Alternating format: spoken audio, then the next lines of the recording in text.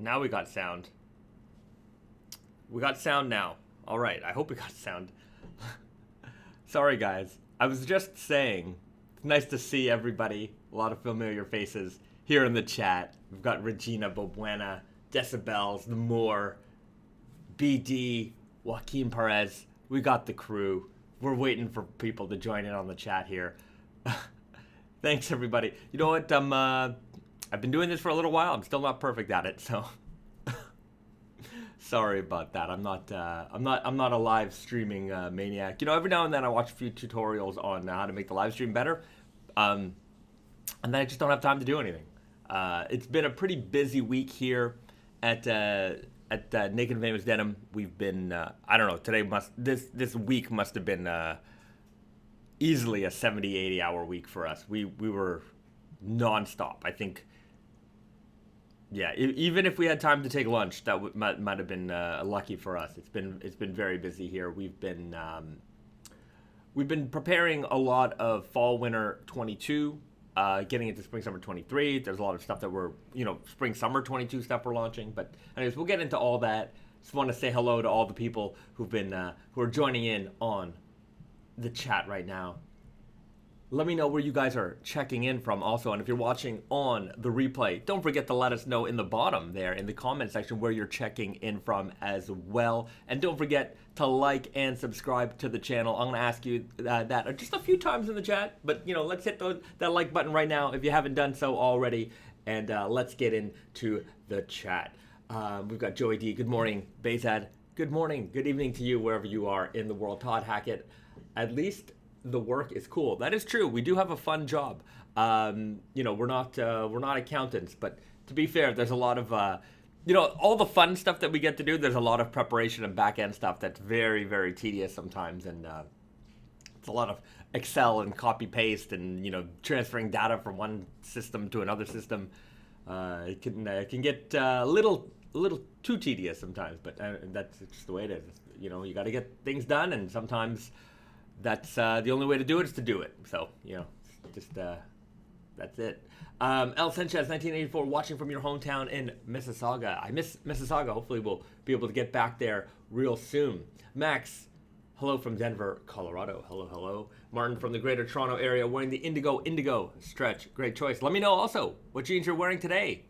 Let me know in the comment section below if you're watching on the replay. But if you're watching right now, what Naked Famous Denim jeans, what fit you got on right now? Invis Ian's DC is in the house. Janet Rossi, Battle Creek, Michigan, saying hello. Regina Bobuena in from Seattle, Rice W5. I didn't want to be the first to say no sound. Okay though. Okay now though. Well, thanks a lot. I mean, it's you guys that let me know whether or not there's problems. I should really be paying attention to my little streaming software to make sure everything's running, but sometimes it's a little early in the morning. My not all the gears are lubed up. They're not running at optimal levels yet, so we'll get there. We'll get there in a few minutes. Rev Edwards, Leon's left-hand tool, easy guy, great choice. I am wearing the Nightshade Stretch Selvage in my Strong Guys, but I'm hoping that we get the new True Guy sample soon. I'm hoping that we get those soon because I a slimmer fit straight leg. I'm going to be really into that for sure. Wolfie, Super Guy, Friday the 13th. You're very lucky to have those. Very lucky to have those indeed. Fran Iglesias, Elephant X, 100% cotton, Super Guy on. Great. We have the Elephant XS. Actually, I have an update on that. Elephant XS, so I might as well let you guys know now. So for those of you who are waiting for the new Elephant, the spring-summer stretch version of the Elephant X, the Elephant XS is going to be available throughout March, according to the production schedule. Now there may look, this is as of right now. Delays can happen. It's a crazy world out there. But we should be getting batches of the Elephant XS coming in right at the start of March all the way into the mid of March. And so as we get into the Indigo Invitational, we're going to have the jeans will probably be available at the end of March. And then we'll have to ship them out real fast so that those people who want those for the Indigo Invitational will be able to get them. I know that I think registration, you have to be registered by a certain date. I think by the start of April, and then you have till like April 10th or something like that to get your photos in. So I think we'll be able to deliver those in hand by then. So it's looking good that the Elephant XS will be available for those people looking for it for the Indigo Invitational Fading Contest. Venomous Teddy. More straight fits are always a good thing. I think so. We've got the Arrow fit for the ladies. I think that's a great fit. We just launched it not too long ago, 2 weeks ago or so. Selling very, very well. So for those ladies who are supporting the Arrow fit and our women's collection in general, you know, we're seeing a lot of growth there as well. So there's a lot more females getting into the raw denim world, and we're very happy about that. We want to expand raw denim to more folks. Let everybody enjoy all the fun of fading jeans. I do appreciate, like, you know, it's a bit of a slow burn to kind of build up the ladies market for raw denim. You know, it's interesting because I feel like a lot of guys get their girlfriends or their wives or their partners or their spouses or whatever it is into raw jeans. And nowadays we're finding, like, that's how it's kind of traditionally been, but we're finding a lot of ladies finding it on their own now. So I like that. I like that it's in the atmosphere that, you know, this isn't just a guy's thing. So, you know, we've been doing ladies raw jeans for a long time. We're going to continue to do it. We're going to continue to grow it. So, yeah. Anyways, Risa will join in a few minutes. We can ask her some questions about that. So we'll hold on to the lady raw denim questions until the lady of the hour makes her grand appearance. A wild Risa shall appear soon. Writes W5, wearing my Elephant X right now. Good man. Regina Bobuena, do the women's fits have a similar pocket size as men's? Wondering for big phone purposes. Usually I'm a super guy. It depends on the fit. Like the Arrow fit and the Classic have the bigger pockets, but the like the high skinny and the skinny have smaller front pockets. But yeah, we'll let Risa join, and we'll get to the lady fit questions, because Risa has all the answers to that. She develops the ladies line. Riley O'Brien writes, Bezad, my buddy Jack Rumsey is soon to be buying his first pair of raw denim. Got him stoked on the Naked Famous Denim brand. Can you please provide washing advice, how often, etc.? No problem. So washing is one of those things that I think a lot of people overthink when it comes to raw denim, because you've been told probably 100 times that you don't need to wash your jeans. And okay, well, there's some truth to that. There's some not truth to that. Essentially, washing your jeans is important because it cleans your jeans, it cleans your denim. Now, if you want to create a jean that has very, very high contrast fades, that is, you know, the whiskers are going to be a lot brighter than the rest of the jeans. You want to wash your jeans sparingly, and you want to wear your jeans hard. So some people will say wear them for 3 months, wear them for 6 months, wear them for... There's no set amount of time for this. Essentially, if you want to create that high contrast fade, wear your jeans as long as you can, as hard as you can, without washing them, until those lines are very prominent, until you can really start to see them, you know, look different than the rest of the jeans. And at that point, that's when you can decide whether or not you want to wash your jeans or not. The longer you wear your jeans without washing them, the more pronounced those wear patterns are going to be. The more often you wash your jeans, the more uniform your fade is going to be. So for me, usually what I'll do is I'll wear my jeans for a couple of months. Depends on, you know, what my rotation is looking like at the time. But I want to get those wear marks to be pretty set, pretty visible. And then I start washing my jeans. Not regularly, but more often than a year. You know, I might wear a pair of jeans 3 months, 6 months, again, depends on how pronounced those fade marks are. And then, they'll get their first wash, get cleaned, and then maybe I'll wash them every 3 or 4 months. Again, depends on how dirty they get. But I start to wash them a little bit more frequently at that point, right? But for me, frequently is like 3 months, 4 months, 5 months. Like, it's not every week, every other wear, or things like that. You can do that. Don't get me wrong. If you want to do that, you can. There's no wrong way, right? The point of raw denim at the end of the day is that the jeans should represent you, your lifestyle, the way you wear them. So if you're not the kind of person who wants to wear their jeans 10 times or is comfortable wearing their jeans 10, 20, 30, 40 times between washes, you don't have to do that. You can wash them as you need, and then the jeans will fade, again, according to you and your life. I like to have jeans that are a little bit more vintage looking. I'd like to have as much of the indigo washed out as possible. So I'll wash them a little bit more regularly. But again, regularly for me is, months at a time. Sometimes I'll throw a little bit of bleach in that wash. I'm also a maniac. My jeans go in the wash and the dry. If they shrink a little bit, whatever, I'll tug them out. I'll stretch them out. I'm not going to worry about that too much. I also tend to wear my jeans a little bit bigger on the waist already. So even if they do shrink up a little bit, it usually doesn't affect me. If you are the type of person who wears their jeans very slim on the waist, there's not a lot of room, there's not a lot of breathing room in there, you like your jeans to be snug, then the dryer might be your enemy. Maybe avoid the dryer. Also, the dryer is it's a mystery. When your jeans, what happens to your jeans after they come out of the dryer can depend. Sometimes you'll get that marbling effect on your jeans. Sometimes it won't. Sometimes it won't. It won't, and then it does. It all depends. So when you do wash your jeans, make sure that you wash them with other items. Don't just stick one pair of jeans in the washing machine and the dryer. That is going to definitely increase your chance of getting, marbling on your fabric.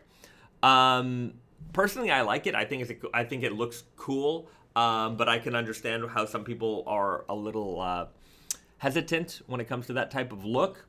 I also find that if you're new to raw denim, you've been wearing this pair of jeans for such a long time. You've been wearing dark indigo, dark indigo, dark indigo, and then all of a sudden you wash your jeans, they come out, now they look different. They feel like a different pair of jeans. Just prepare yourself for that shock. It's not, I would say it's a shock because it's definitely something you weren't expecting, especially again your first pair. If you're a veteran, you've been doing this a long time, you're not so worried. You know that your jeans are going to change. Then sure, they change. They look, you can appreciate the way that they change. But I remember early days, my first pairs of raw jeans, washing them for that first time, being nervous about it, and then getting them out and being like, these don't look the same anymore. They don't have that almost black raw denim look anymore. They're more blue. And you realize that's, if you ever have long hair, you get to those midpoints that are really annoying. That's one of those. That's kind of one of those things for some people with that first wash of raw denim, because it's not quite all the way faded. You've seen those pictures of destroyed, faded out jeans that look nothing like the original. This is that midpoint. So it can be a little bit scary. When you get that midpoint with your hair, it's long, it's just right in front of your eyes, and it's really annoying you, and you're like, oh, I should cut it, get it out of my eyes, but then, or it gets down to here, and it's not quite long enough for you to tie it in a ponytail, and midpoints suck. Anyways, I haven't had a midpoint in my hair in a long time, but yeah, be aware that may happen to you when you first look at that washed pair of raw jeans. Chris Knoll asked you, flip them inside out for washing. I do. So I would recommend doing that. What that's going to do is going to help prevent any of that marbling from possibly happening. It doesn't totally prevent it. I would say nothing can totally prevent that. That sometimes it just happens. And the reason why that happens is because you got this wet ball of fabric with a dye that is loose, and now you're slamming it up against other things, and it's rubbing against other things, and that's how that marbling happens. It's just the way that the fabric is creased in that washing machine, and it's it's rubbing against the outside of the machine, other articles of clothing that might be in there. So sometimes, depends how loose the indigo is, depends how loose the dye is, it could come off in different interesting ways. Flipping them in on the inside out,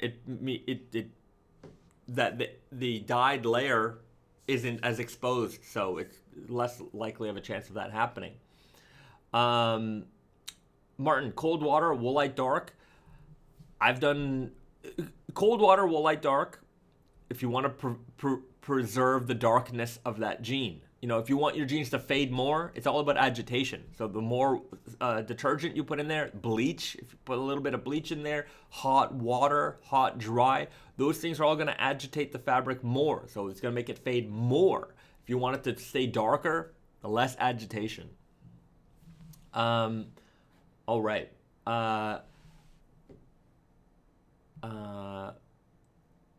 Francisco Michael, how many pairs of jeans do we need to order for them to arrive in one of the Naked and Famous boxes behind you? Ooh. That's a good question. Our shipping bags can usually carry maybe like 3 or 4 jeans. So we actually have medium-sized boxes. These are big boxes. I'd say probably 6. At least 6 before you get a box. So, yeah. But yeah, sometimes if you have a big order, we'll ship out in those. Riley O'Brien, would you say that the cashmere denim and the milk denim are comparable? I love the sheen and comfort of the cashmere. Amazing jeans. Are they comparable?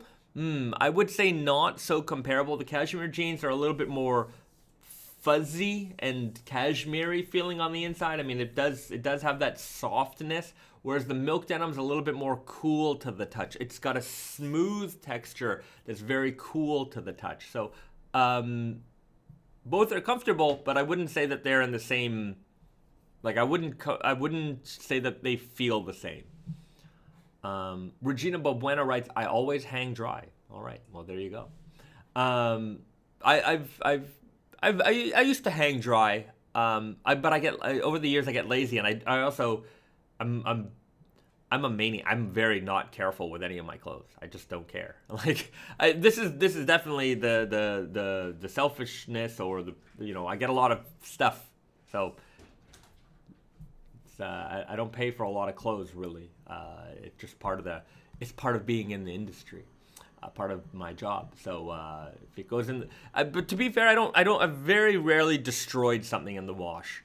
It might shrink a little bit, but even if I shrink a shirt, like our flannels, sometimes a loose weave flannel goes into the dryer. Yeah, don't do what I do. If you're not prepared to lose something, to be fair, I haven't lost anything, but the loose weave stuff can sometimes shrink up a little bit, and you'll notice it. And I've got monkey arms, I've got long arms, so even our shirts, they're sometimes a little bit right on the border for me. So when they're damp, you can stretch the fabric out. So all of our fabric, even with the denim, even with the jeans, you can stretch the fabric out. You can get a lot of length back from a pair of jeans that might have shrunk, half an inch. You can get that back, no problem. Just stretch them out when they're damp. Even when they're dry, just don't try to destroy them, ripping them apart. Just tug on it, and you'll get some length back. Try it yourself. Measure the jeans after you've taken them out of the wash. Damp is easier to stretch them out, but even if they're not damp, you can still stretch that fabric out. Just tug, and you'll see. You'll get a bunch of that length back. L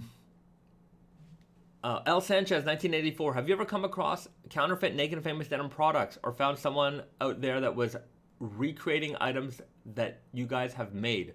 I have found counterfeit Naked and Famous Denim products before, but that's nothing that I think anybody here should have to worry about.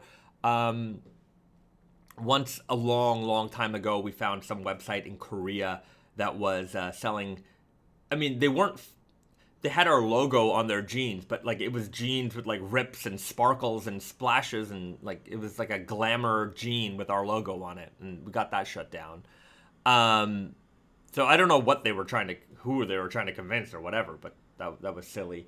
Um, I've seen some fake, like again, it's just like our leather patch or a poor version of our leather patch on a pair of jeans in like a Thailand market. But everyone know, like, these are like fake market. Everyone knows everything in those places are fake, so nobody's being fooled. And they're not. It's not like it's premium denim. Like you'll know it's not. You'll know it's not our stuff. It's very low quality and just whatever. But yeah, I mean, aside from like just like throwing our leather patch on a pair of jeans, I mean, I wouldn't call anything else counterfeiting. I mean, sometimes people bite our style a little bit, but it's just the nature of the fashion industry. So I'm not butthurt over that or anything like that. But yeah, sometimes I'll get messages on Instagram, and somebody found a pair of jeans at the Goodwill, or they might see it on eBay, and they're like, "Are these real? Are these real? They don't have this detail, or they don't have that." I'm like, "Dude, we've changed a lot of details over the years. Some more than others. I mean, the ones that tend to freak people out the most are like, some early Naked and Famous Denim products didn't have branded buttons, and so some people are like, "Are these real?" I'm like, "They're like, it has the old tag that's square or a little. It's not as wide rectangle. It's a little more." It's a smaller rectangle, the small logo.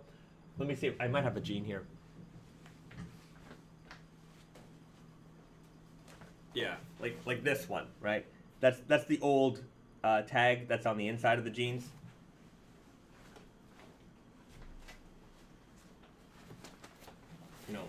The current one is wider, so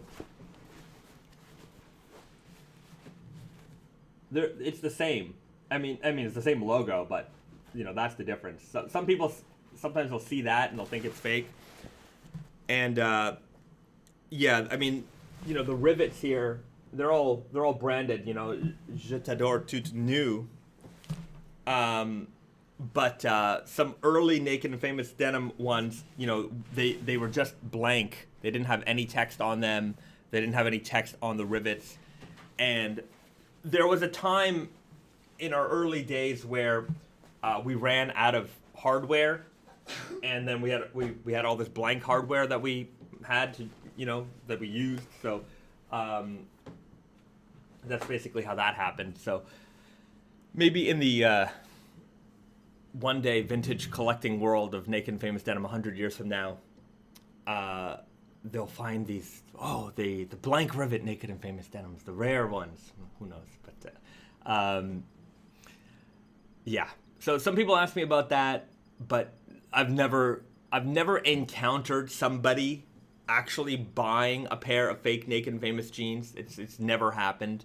Even on those websites or in the Thai markets, maybe somebody bought something. But to be fair, all the brands are represented there. The Thai markets are notorious, but nobody who's buying from there is unaware of what they're buying. They know what they're buying, and okay, it is what it is. But yeah, I've never seen a fake one. I've never seen one that is. I've never seen a fake Naked Famous jean that looks real. That's never happened. Okay. Well, yeah, I hope that answers your question. Somebody, what do we got here? Van Dien, faked and famous denim. Naked and Famous Denim. Naked and Famous Denim. El Sanchez, 1984. I usually buy from Tate and Yoko or Dutil. I was just curious about that. Yeah, I mean, there's no, if you go on our nakedfamousdenim.com, we've got a retailer availability list. Like, we've got a list of all of our retailers. It's mostly up to date. Sometimes it's we've got new customers that it takes us a while to get them on the list, or sometimes customers are no customers anymore, so they're there. But you really shouldn't have to worry about that.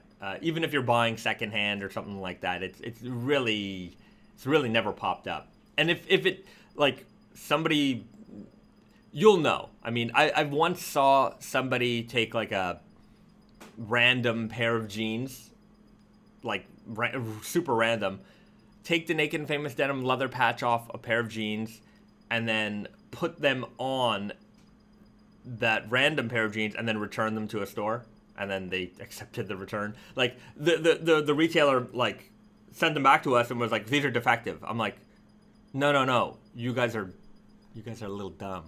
But yeah, that happened once, and I'm like, who would fall for this? Like, literally, it was the jankiest looking thing ever, and somebody got their money back just by changing a leather patch. I'm not encouraging anybody do that. Please don't do that, because it does hurt us at the end of the day. These retailers they're gonna blame us for some reason, but it's just the way it is.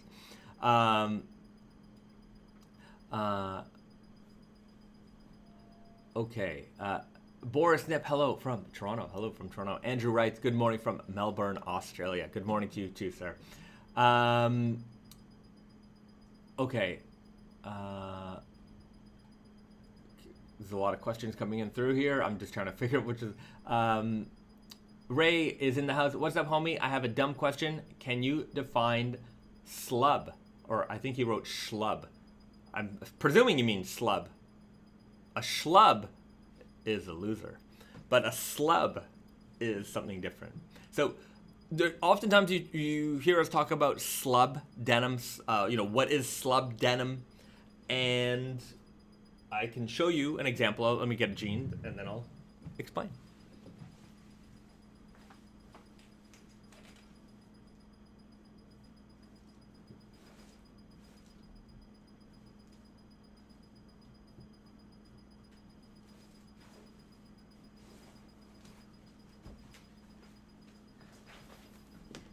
So this is the Firebird Selvedge that's going to come out for fall/winter 22. And you'll notice how flamey this denim looks. You'll see that there's like these really extreme high and low points in terms of the color.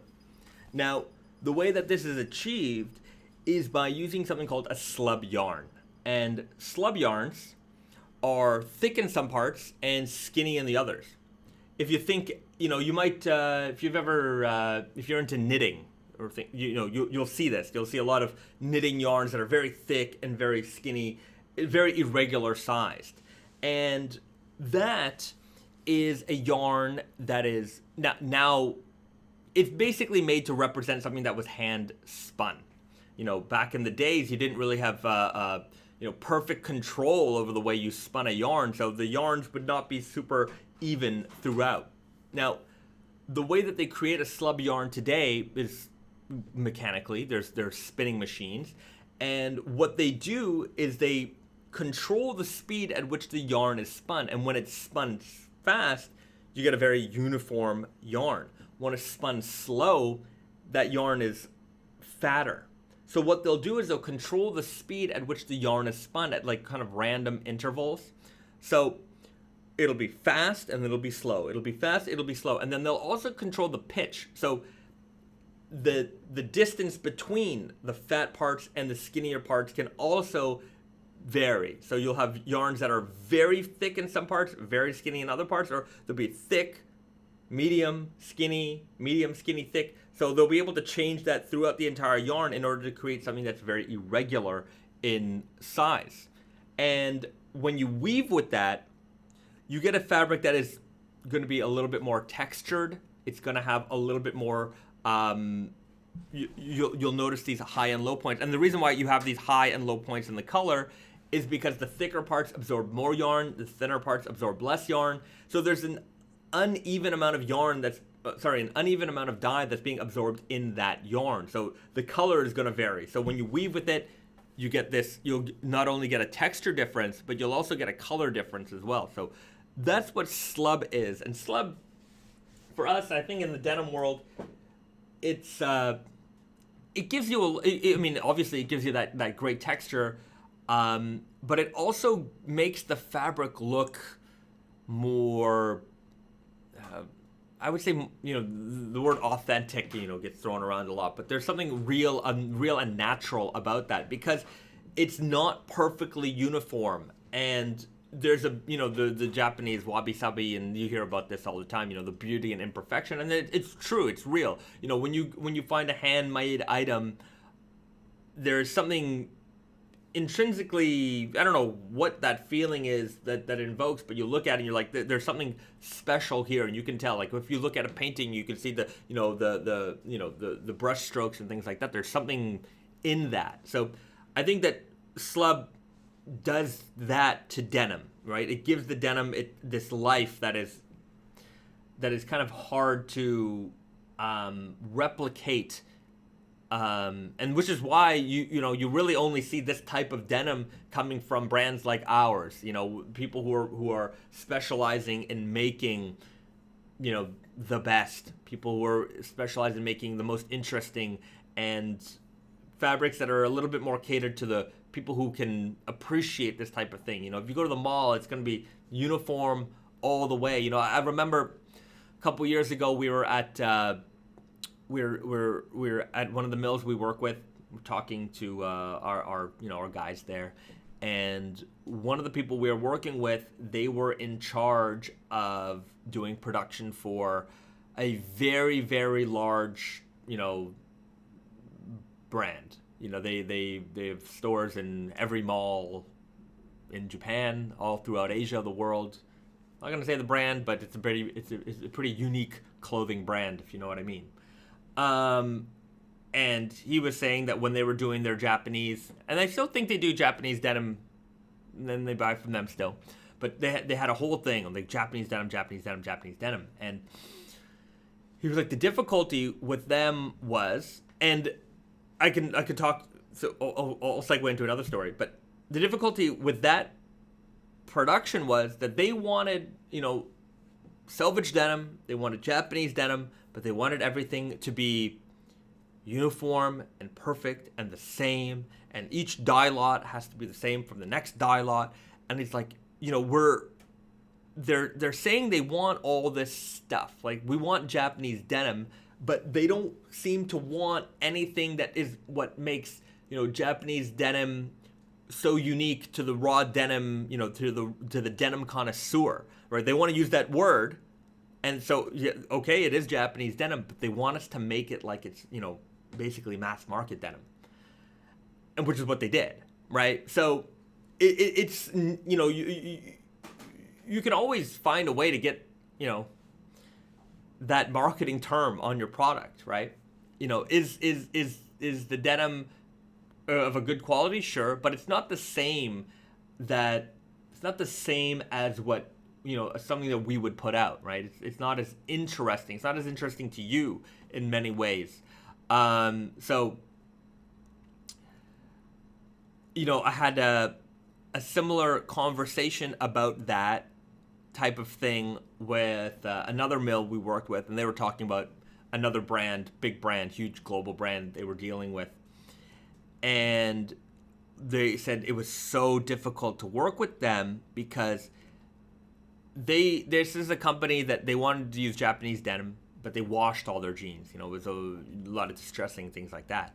So he said the problem was that for us, between dye lots, there's always going to be variations. So they said that what we had to do in order to provide them with fabric was to create 30 batches of denim. And this was this company is so big that they could afford to do this, but 30 batches of denim, and then they had to take out 30 centimeter by 30 centimeter cuts of the fabric, make a giant blanket out of it, and then wash the entire thing.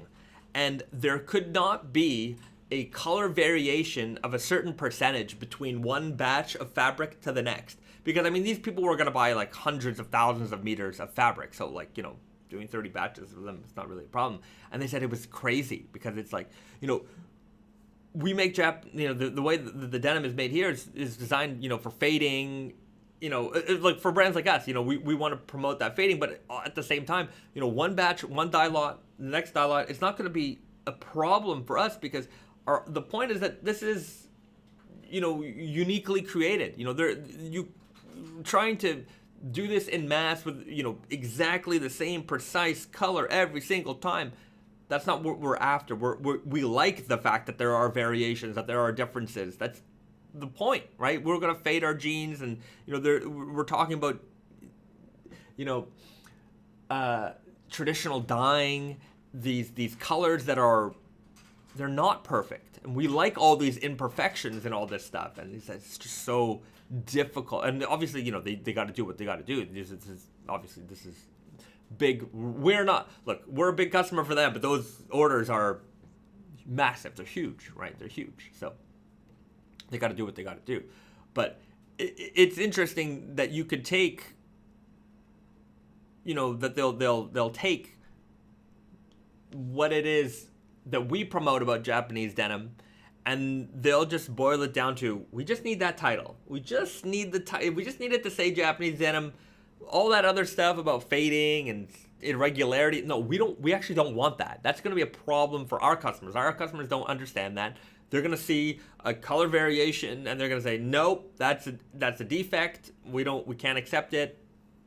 Okay, whatever it is. But so that's how things can vary, even if it has the same name. Richard Murphy, the variations are part of the appeal. I agree.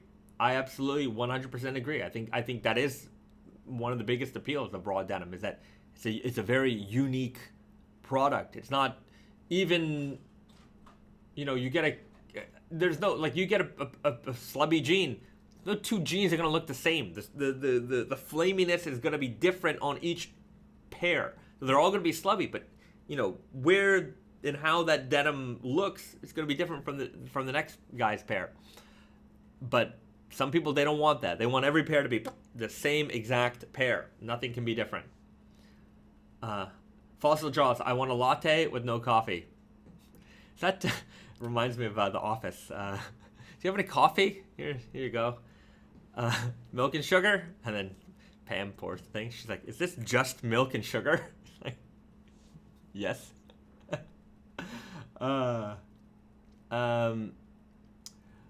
Joaquin Perez, are there mills that turn down your unique ideas down? Are there mills that turn your unique ideas down because they go against tradition? How much of a push and pull is there when you're trying out a new fabric idea? No, I don't think so. I don't think we've ever had anything. There's a lot of stuff that we make that goes well beyond tradition, and I think it's interesting and fun for. Sometimes it's a headache. Don't get me wrong. I'm sure it's a headache for them sometimes, but we're unique. We like making fun and different things, and they're used to that way of working with us at this point. So some mills don't do that stuff. They're just like, here's what we do. This is some mills are more open to experimentation, but that for us, we know what mill can do what. Like, we're aware of what the capacities, the capability of each individual mill is, and so we know who to turn to for certain things. So some mills can't do heavyweight, so we don't go to them for heavyweight. Some mills do stretch better than others, so we go to them for stretch. So it all just depends. But we don't get turned. Things don't get turned down very often. Sometimes they can do it. Then we look back and the cost of doing it is just sometimes too much. So it gets we can't do that now. I mean, maybe in a few years, maybe if we can find another way, or if we could take something out, right? We're still trying to operate within a certain price range. We don't want to make. We want to have most of our jeans under $200 US. That's still our aim. Obviously, as you guys, I'm sure you're feeling inflation and price increases. Inevitably, price increases are going to happen. We're not immune to that either. We've been for fall winter 22. There are going to be some. There are going to be some. I talked about this before. But yeah, it's global supply chain issues, man. What can I say? Even with you guys, we can say, hey, cotton prices are going up, and you're gonna understand that, right? You're gonna understand. I mean, look, you don't want to pay for it at the end of the day. Nobody likes seeing the same jean that they bought a year ago up $8-10 next year. It's not. You don't want to pay more for something you were getting, because your life doesn't. I mean, we're getting into economic discussion. Your life doesn't feel like it's changed, but now you're paying more of this and that. But there's just so much stuff that goes on behind the scenes. That if gas prices go up, transport costs go up. Transport costs go up, then anything you're shipping, the cost of that goes up. So if there's not enough transport, and transport in general is going up, then the cotton that you're getting from Australia, USA, or wherever, going to Japan, those costs are going to go up. So it all just trickles down. And Francisco Michael, shipping crisis is done. I don't know about that. There's still stuff sitting. Like, for example, there's a lot of catch up going on.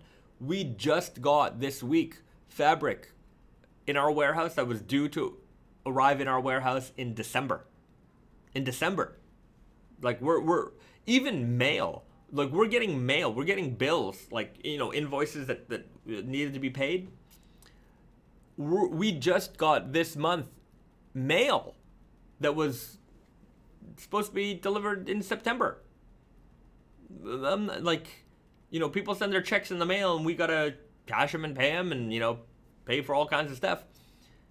Those checks they're coming in very slowly, and it's not because they didn't send them in on time. They send them on time. The stuff stuck at the post office. They're still working on stuff.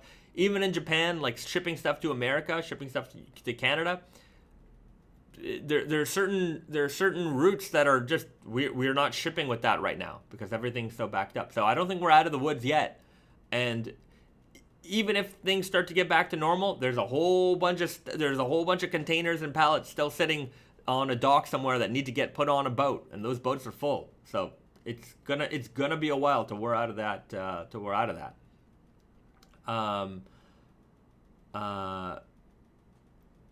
Raw denim can be a good investment. I've sold old jeans for more than I spent on them. Some people like the fades, but not the process.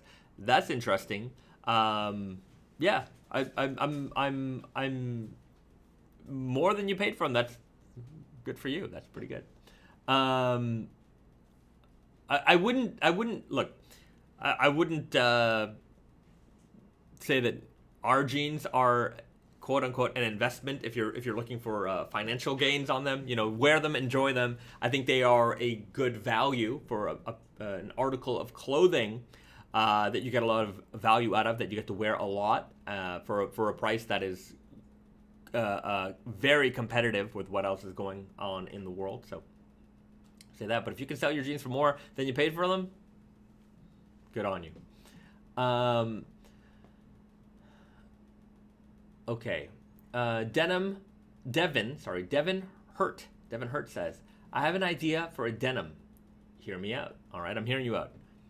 The FU Repo denim, the FU, or FU, I'm not sure what you're saying, is a 12 to 14 ounce only done in the strong guy.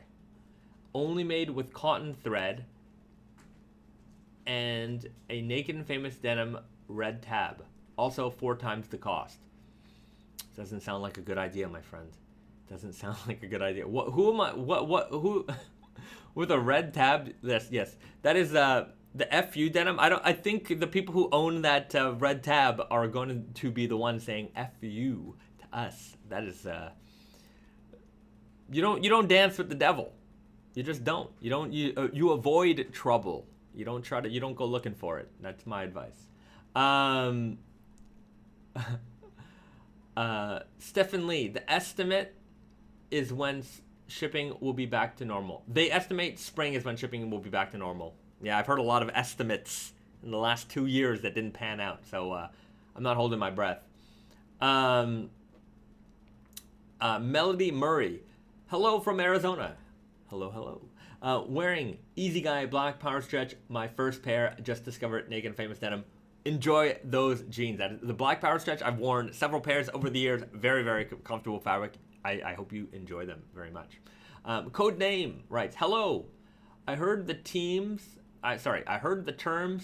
top block quite often. What does the top block mean? What is a rounded top block and a square top block? The top block of your jeans is this part and up.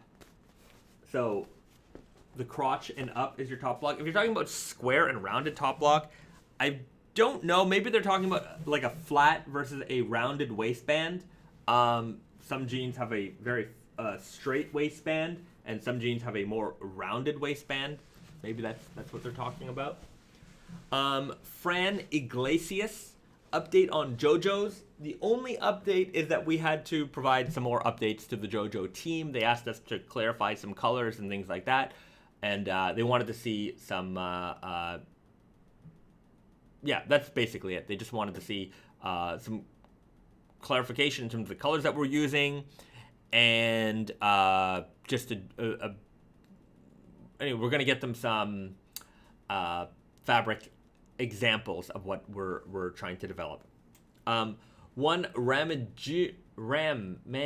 Jows. Sorry, man, I screwed that up for sure. Any Foxfibre stuff coming up in the future? We're working on it. Trying to do something that is economical. We've been trying to figure out some stuff. Prices are just really high. So we have to find a way that we can do it at a more economical rate. So it's in our minds, but there's no major project happening right now. We were working on some stuff, but the prices just kind of got out of hand.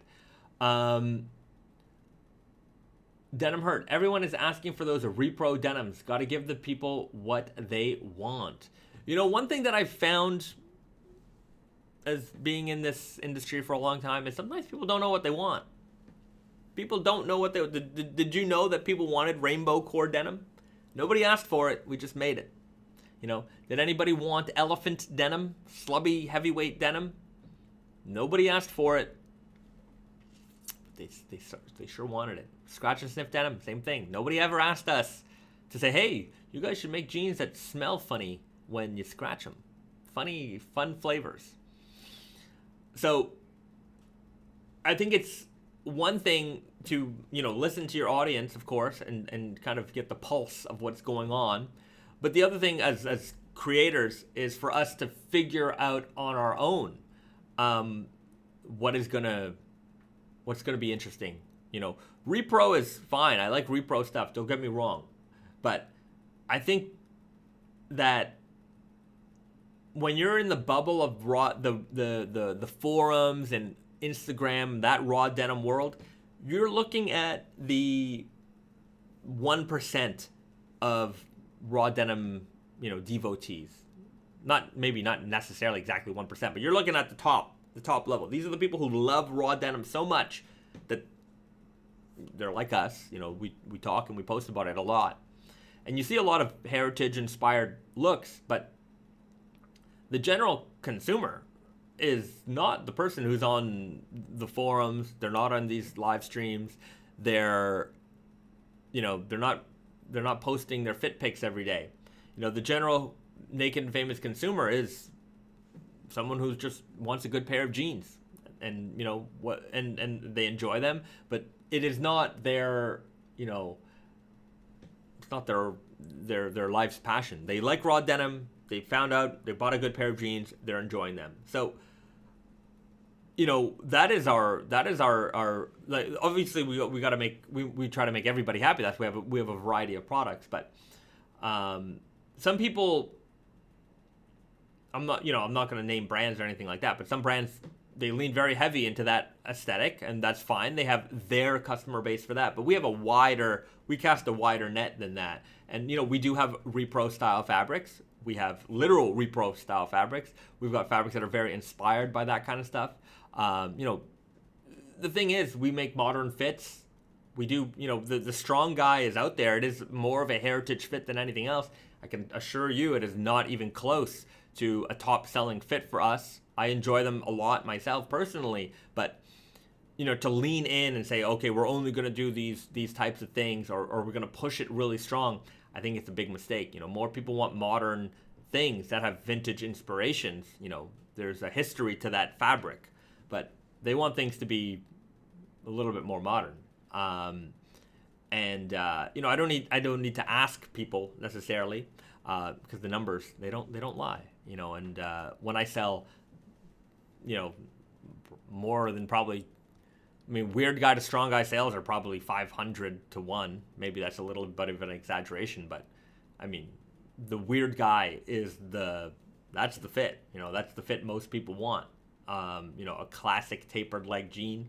So yeah, that's why we don't lean into a particular style too heavy. Vintage inspired, modern fits. You know, we've got Groovy Guy too. Groovy Guy's, I love it. I wear it. Doesn't sell very well.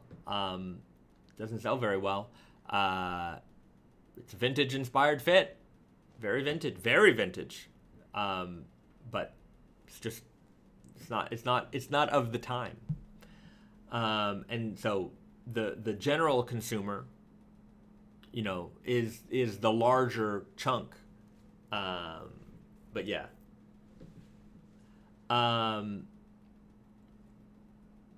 Yeah, I think I explained myself there. I don't know. I think I went on a little bit of rant. Sometimes I'm not very my rants don't go in the right. See, I'm losing my words. They don't go in order. I'm just throwing ideas out there. Okay, Muhammad Rakib Dural. Hey, Bezad, would there be a Naked and Famous Sashiko pants in the pipeline? Not in the pipeline, but in our minds. We are designing Spring/Summer 23 right now. Things like that are on the ideas list. So I wouldn't say it's in the pipeline just yet, but it is in our thoughts. Van Dien, why does the left-hand tool get so soft? My pair right now is silky smooth. Generally speaking, left-hand tool fabrics get softer. It's the way that the weave and the yarn spinning work together. It produces a softer fabric. If you were to then compare to an equivalent right-hand twill denim, you know, like we're doing the offshoot broken twill denim, the broken twill selvage, which is a broken twill version using the broken twill edition denim, using the exact same warp and weft yarns that we use for the left-hand twill selvage. So you can see the differences there. At some point, we'll probably do a right-hand twill version of that, and then you'll see how different the denim looks, how it fades, and how it feels. I think it'll be neat. I think it'll be very neat. Wolfie writes, Day in the Life collab with Pablo from Tokyo would be awesome. Well, you'll have to tell him about us. I don't think he's aware of us. I've seen that guy's videos. He's a pretty big Japanese YouTuber. Pablo, is he Pablo from Tokyo or something like that? I think that's his YouTube channel name. But pretty big channel. He does a lot of life in Japan and, you know, Japanese culture related content. Yeah, I don't know anybody here. I'm just I know my wife. Hi, Risa. Hi. Andrew Gaylor. WWE Monday Night Raw collab when? Maybe one day. I would like to do a wrestling collab one day. Jayhawk, how big is Amekaji in Japan? Like America Town? Amekaji is American casual. Amekaji is American casual. Oh, American casual style. I see. What do they call America Town? In Osaka? Amemura. Okay, I got those two confused. That's it. How big is American Japanese style? I would say it's big enough that there are magazines dedicated to it. When you go out and about, you will see people dressed in that style. It's very, yeah, like yesterday I was on the train and it was just like an older gentleman, like in a pretty, you know, perfect outfit that looked like, you know, straight out of the magazine. So like, it's not out of the ordinary that you run into people like that. I would say it's actually pretty common. I wouldn't say it's like a major fashion trend, but more of a the thing is, like, you know, even when you're out and about in Japan, like, you'll see girls in, like, you know, cute frilly dresses, like, you know, like it's not a major trend, but it is something that is there. Like it exists. So yeah, there's always, I would say that it's more common to see somebody in that outfit in Japan than it would be in North America. In North America, you'd probably only see those types working in like denim shops and things like that. Whereas here, you'll see somebody like that pretty much once a day, maybe more, depends where you're going. But it's not particularly uncommon. I wouldn't say it's a major trend. Like I would say it's on the amount of like girls in maid outfits that you would see as like their actual style is probably the same amount. Maybe the girls in those kind of outfits are maybe outnumbering them. All right. Decibels. Enjoyed the Naked and Famous K-Truck video that came out. I hope it makes a North American tour one day. I have to see if I can get one of those leather patches. Yeah, let me ask Brandon about the leather patches. I think we might have some more of those. A North American tour in that truck, I think it struggles on the highway. You're not going to get very fast in that thing. It goes from 0 to 60 in like eventually. It's that would be a hard North American tour. A Montreal tour, sure, but driving that across anywhere for a long period of time, I think that would be difficult. Mr. Overlord 14,000. What's my opinion on Brandon's truck? I think it's great. You know, a lot of what went into that was just group ideas, and yeah, we made that happen with the great folks over at Vivid Vans. Those guys work magic. I mean, you should check out their YouTube channel. You should check out their Instagram. If you like, boy, man, if we lived in Canada, I would love to get a camper van from one of those guys. They make cool stuff. They're cool dudes. They clearly have a great sense of humor. Yeah, those are some real tough guys. I like what they've built. I like what they do. Will you guys be releasing more Max fits in the future? Maybe you mean more Max fabrics? Yes, there will always be more new fabrics in the Max fit.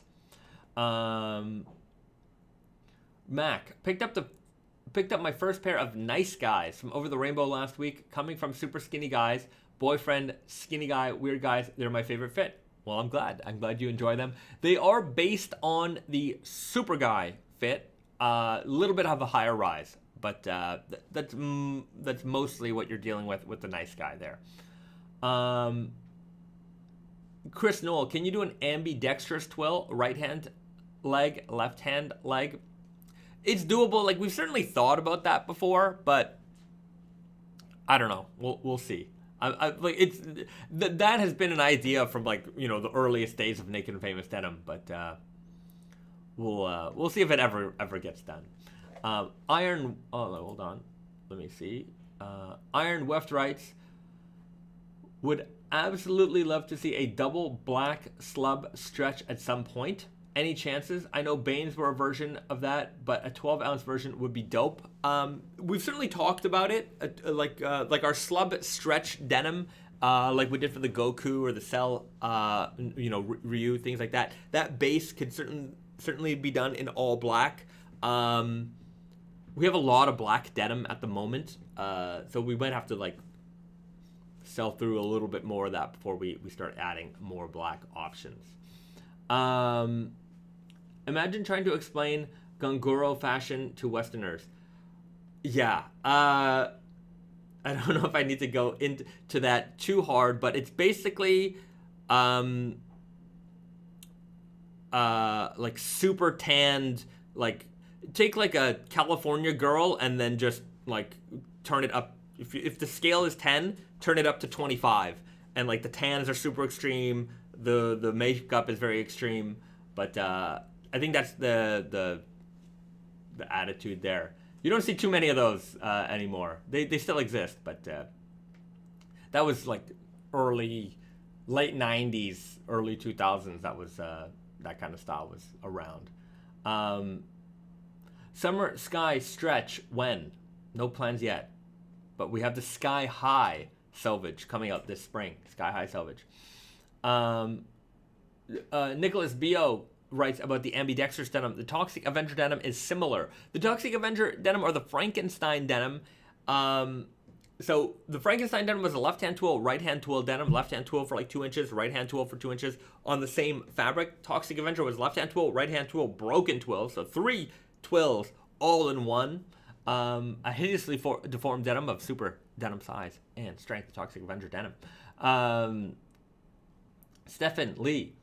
I was more of a slim fit person, but enjoying more room in the thighs now for the comfort. Yeah, I think as we all get a little bit older, we want to struggle less for our fashion. And you know, you can style wider leg jeans very nicely. So there's no limitation there. I think at some point we used to kind of look at wide leg jeans as, you know, being baggy and hip hop, and you know, but there's 100 different ways you can wear looser leg jeans.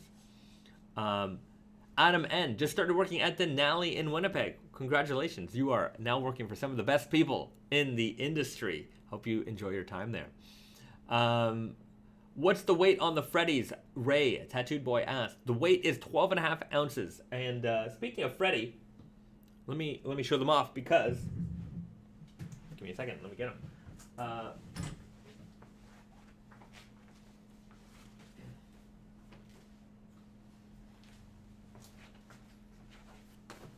These are coming out on Friday. So not today, but next Friday. Friday, the 18th of February at 12:01 a.m. 12:01 a.m. So the evening of the 17th. So Thursday evening, clock strikes 12:01. We will release these. For those people who don't know, I mean, I thought it would be a good idea to do a midnight release. You know, don't fall asleep. Obviously, the theme of Nightmare on Elm Street. Usually we do 11 a.m. releases on Fridays, but this is 12:01 a.m. So just past midnight. I have to reiterate that because somebody is gonna miss out and get upset at me. 12:01 a.m. just past midnight on Friday, February 18th, The Nightmare on Elm Street, Freddy Krueger, Springwood Slasher Selvedge, the red weft indigo denim. So you can see it's got this great warm indigo tone to it. And that's because the red weft on the inside shines through. But you'll also notice on the inside it's got this green stripe, just like Freddy's sweater. But you don't see that green coming through the front face of the fabric. So it doesn't look like a stripy kind of tone on the outside. And that's because the green is actually coated on. So that's a green coating with a red weft. So the coating doesn't peek through the front face of the fabric. So it looks like a typical red weft jean. Flip up the cuff, you got that Freddy detail. You got that blood red Selvedge ID. We got Jesse Kraus joining the Naked Famous Denim family. Thank you for subscribing to the channel. So, the full color leather patch, embroidery, scratch embroidery, and one of my favorite details here are these Freddy burnt skin pocket bags, looking pretty hideous on the inside. It's a pretty cool jean. I also, last week, I was showing off the jacket, and I didn't realize, so, you know, the pocket bags, you know, they looked white on the inside, but actually, it is the printed pocket bags. It's just, you can see it from the inside of the pocket here. So, it does have the printed pocket bags on the denim jacket as well. So, you've got the denim jacket with that striped interior, and you've got the jeans. These are both coming out Friday, February 18th, 12:01 a.m. Eastern Time. Don't fall asleep, and you will have yourself a pair of the Nightmare on Elm Street denim. It's going to be a limited release, just like the Friday the 13th. So don't sleep on it. Literally, don't fall asleep and don't sleep on it. If you want to get these, you gotta get them at when they come out. Okay. Iron Weft, thanks for the response. Makes sense to need to sell through some of the black options first. The Slub stretch is one of my favorite fabrics fabric bases from you guys. Y'all killed it on that one. Thank you very much. Yeah, it'll eventually come. So it's just a matter of time. Been loving a new pair of turmeric selvage lately as well. Love that golden weft. Can't imagine how good they'll look against some faded blue indigo. That's going to be a very beautiful pair. In the coming months, as we see more of those become faded, yeah, I think that's going to be one of those jeans that people look back on like, man, where can I get a pair of those? The turmeric selvage, very, very beautiful fabric. Cameron Smith wrote something. When you were first showing the Freddys, I don't know. I think there's a little bit more to that. Oh, here we go. Cameron Smith, when you were first showing the Freddys, I wasn't that into them, but they look way better finished. You were just showing the material on stream a long time ago. That's true. I mean, things look so when you've got the stitching, when you've got all the details, when you got the rivets, when you got everything all put together. Definitely feels a lot different than just looking at fabric swatches. But, you know, as you guys are privy to all the details early, I like to show stuff off, even if they're just in, you know, fabric swatch form. Right. You know what? Now, what time is it? Now is a good time as we're 1 hour into the live stream. Don't forget to hit that like button, everybody. If you haven't hit that like button yet, now is the right time to hit that like button. And if you're not a subscriber to the channel, why not? Hit that subscribe channel. We'll get a little graphic thing going for you in the corner. We'll welcome you to the family. So take that opportunity right now. Hit that like button.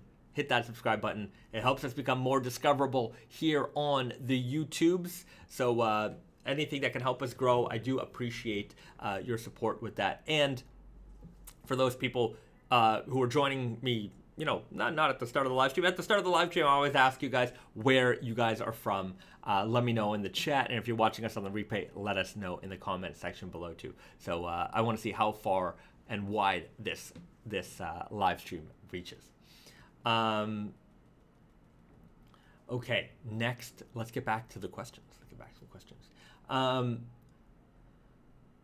Farhan Sikh writes, is there going to be a scratch and sniff Hiba jacket in addition to the jeans? There will probably be one. I want to make one, so it'll likely happen.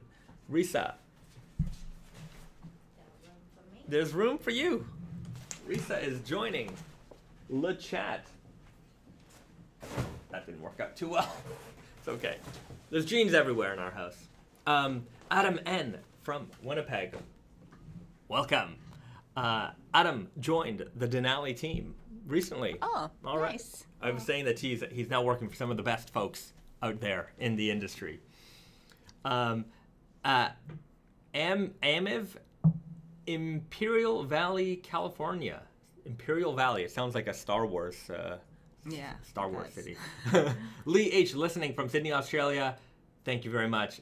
Chen Yipso, New York City. You know, we've been talking about New York a lot lately. Yeah, well, we haven't been there in a long time. It's the longest that we haven't been. It's true. In the last decade. Has it grown up? Yeah. Yeah.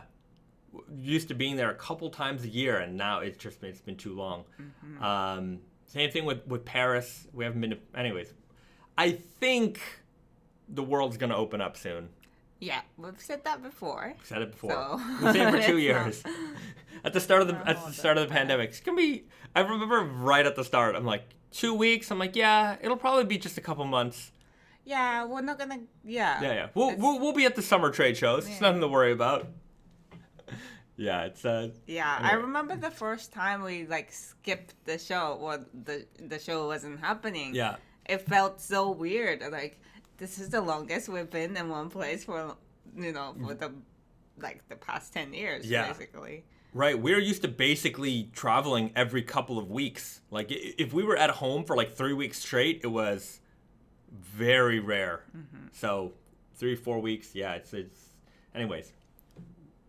I like being at home. I'm looking forward to being able to travel. Anyways. Yeah.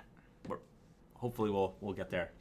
Yao Ming's friends. Nicholas, make it a 2.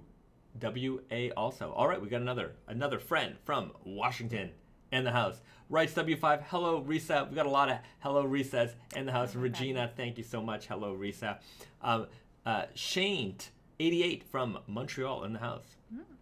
We're looking forward to getting back there at some point too as well. Stephen Lee, I'm from Scotland. Fantastic. You know, we went to Scotland. It's been like 3 years ago. Yeah, 2019. 2019. Yeah. Yeah. Hopefully we'll get to go back again. It's very beautiful there. Yeah. I was like, it's literally like what I imagined. Yeah. You know? Feel- a lot of the yeah. times when you go to somewhere, you think it's, you know, a certain way. It's not that. Yeah. But Scotland was certainly that. Yeah. The next time we go, I want to like take more photos. It'd be a Yeah. great place. Like the countryside of Scotland is so beautiful, and like it would be so nice to take like, you know, a photo shoot there with like a bunch of our products. It would, I mean, it'd make them like even cooler. Yeah, I know we want to go everywhere. Alex Abel in from New Jersey. Lee H writes, lower tension denim means more stretch potential, right? Yes. The weave isn't so tight, so the fabric has the ability to stretch out a little bit more. It also has the potential to shrink more, because when you wash it, those looser weaves get tightened up. Like if you ever try one of our like loose weave flannels, if you put it in the dryer, they'll shrink a bit, and like you got to stretch those fibers back out in order to get that length back. So yeah, low tension creates a great fabric. A little bit more, I mean, it depends how if you're on the border with like in terms of sizing with a looser weave fabric, then maybe you have to play around with the fabric a little bit as you care for it. But yeah, but loose weave, it's just, you know, the way that it drapes, and it's beautiful. But I think you want to be like maybe a little bit more that, like, you want to get a bigger size if you're in between or something. It's certainly not great, like really tight. Yeah, it's I was talking about it earlier. Like, you know, I'm when it comes to laundering clothes, like wash and dry, like everything pretty much goes in there, and I can afford to do that because I don't wear clothes so tight. So if things shrink a little bit, that's okay. It's not really going to be an issue for me. Yeah. Also, I know that I can get a lot of that length back by stretching the fabric out just a little bit. So I was just providing a few tips on that.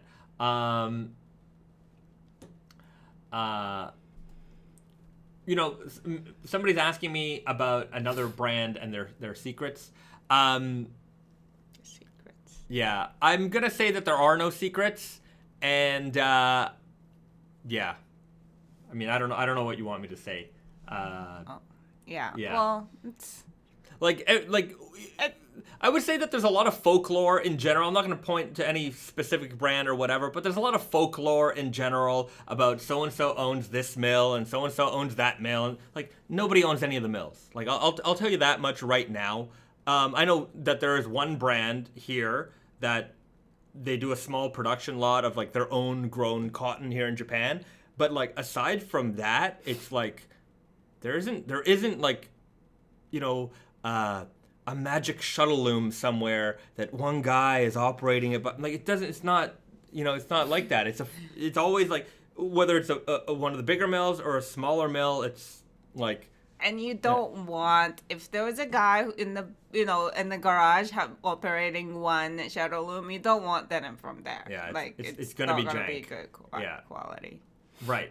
Like the amount of people that it takes to operate that machine, and like on so many levels, it's not one person. It's an entire team. There's people who have to string up and set up those yarns. Like, there's machinery involved with just, you know, putting on the beam of cotton. Like, it's not a one man small none of this is small operation. Well, I mean, depends what you consider small, but like it takes a team of people to run one of those machines. Yeah. So there is folklore out there. I'm not. I can say that it should remain in folk land. I think it's called folklore for a reason, because it's folklore. How got my Elephant X jacket. It's perfect. Enjoy the jacket, my friend. Enjoy the jacket. Martin writes, Risa, my wife wears a 31 Weird Guys. Should she size down with the classic? Possibly, but I can't really say with just that information. The best way is to measure the hip. For women's jeans, always measure the hip. You can, if you have the Weird Guy 31 in your hand, measure the hip of that jean, compare the jean. All of our women's styles has hip measurements, so compare the hip of that. And then for the waist, if the waist of the 31 Weird Guy fits her, you can measure that, but just pay attention to the rise because Classic has a way higher rise than Weird Guy. So that means your waist is smaller up there. So it's not going to be like an exact comparison. Yeah, there. So the hip is always important though. Yeah, that's the thing. Like when you're dealing with the higher rises, because it is hitting you like kind of under the rib cage, that's usually your smallest point, whereas your waist is your widest point, like wherever like your hip bone area is. So it's just certain things you gotta consider there. Nicholas B.O. writes, where should I measure the hip? It is, so there's the crotch, like center of the jeans, where all four panels meet. There's that seam. From that point on, you go up 4 inches, and that's you take the flat measurements from that level. Okay, so the center point of the crotch, go up 4 inches and measure across. Yeah. There you have it. Jayhawk, do you have any loop-wheeled garments? Yeah, the vintage, what do we call them? The vintage, the crews, the Slim Crew. Vintage double. Vintage double face, that's it. Yeah. Those are loop-wheeled garments. We have circular knit tees. Obviously, the difference between loop wheel and circular knit are different, but they're both circularly knit. But loop wheel, we got the vintage double face for the Naked Famous Slim Crews, and then our t-shirts are all circular knit in Canada. The vintage double face are all made in Japan. The fabric's made in Japan. First name, last name writes, any heavyweight black denim coming out soon? Heavyweight black at the moment. We have in stock the Bane denim. That's probably the heaviest black available at the moment. There'll probably be some down the line, but we did re-release the Elephant 7 last summer, a small batch of that. So at some point, I'm not going to give away that detail. Yeah. Okay. Yes. It's coming. It's coming. It's not announced. It's coming. Cleaner, any update on the new Foxfibre jeans? I talked about this a little bit earlier in the stream. Basically, we were in development, in talks. Pricing for it just kind of got out of hand. It was going to be very expensive. So we kind of put that on the back burner for now. So what our original plan was going to cost, I think, a little too much for our price point.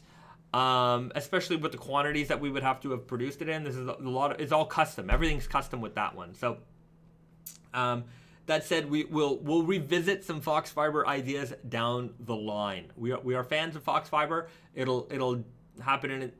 We'll find a different way to do what we want to do. Is there a custom button on the Freddies? No, it's the Naked and Famous Denim text button on the mil spec black non-reflective YKK made in USA buttons, but custom pocket bags. I have the jean right here. Yeah. So you can see that we put up the photos on Instagram. That said, I don't know what is going on with Instagram, but like the last 2 posts that we put up, I think they're kind of being. I don't know what it is, but it's just not getting the normal reach as some of our like other content gets, especially very similar content. So I don't know if maybe I use the hashtag Nightmare on Elm Street. Maybe it's violent or horror things. I don't know. I have no idea. But all I know is that the reach is like not what it should be. So you might have missed the posts on IG. If you, a couple of weeks, maybe it was last week, I mentioned, that about our IG, basically that not everybody gets to see everything. And then somebody left a comment like, after you said that, I went and checked your IG and I saw that you guys did the Matrix and I can't believe I missed it. And then he ended up buying Matrix and I'm like, it's so easy to miss something. Yeah. Even as much as we try to post and put that information up, we've got the live streams, we've got the blogs, we've got the emails. Like, it's so easy to miss something. So, especially with Instagram, because it's all, the way they work is like, they want you to pay, right? Mm-hmm. Everything needs to be, like, you want your audience to see it, you got to pay it. And we're very cheap. I don't pay for anything. I don't pay for anything. I don't, content like this, we don't monetize this content. We don't monetize our YouTube channel. It's all, I just want to put the information out there. I don't want to burden you with that kind of stuff.